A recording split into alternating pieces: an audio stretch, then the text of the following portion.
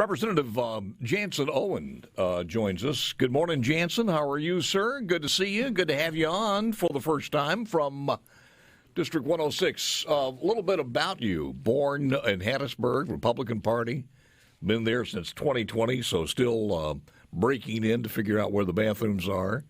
Graduated from University of Southern Mississippi, Pearl River Community College, Tulane University School of Law.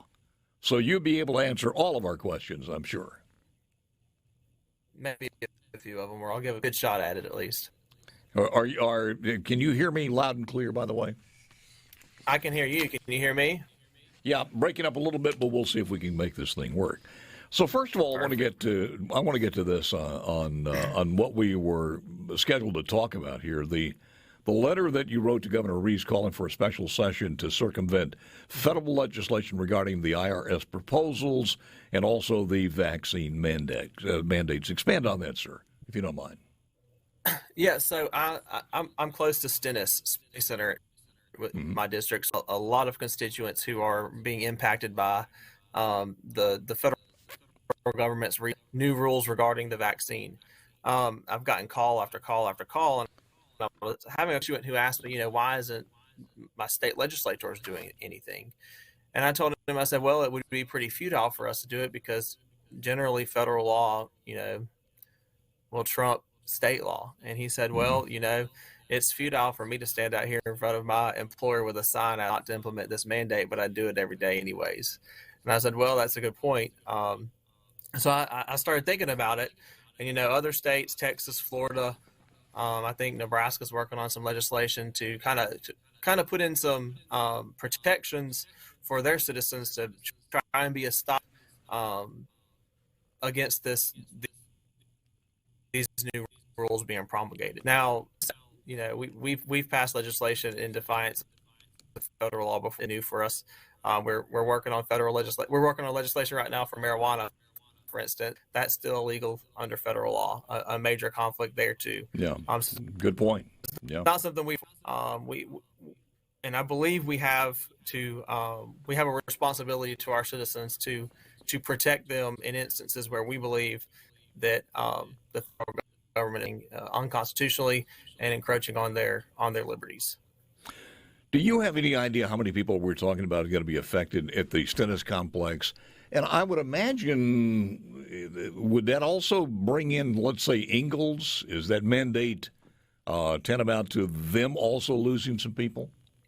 That's Ingalls, that's Stennis. I mean, we're looking at, I saw in the Sun Herald that half of the Ingalls employees are still not vaccinated, and they're a little over a month and a half short of their deadline.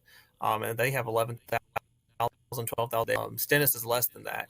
Now, as you get closer to the federal government, it's going to be harder for us to protections. But the constituent I was specifically talking to, he was one of the employers who he works for one of the employers who are not dependent on federal contracts. So his mandate's coming through the OSHA rule, which the government's pushing down. I don't know if you know the difference, but Biden has rules.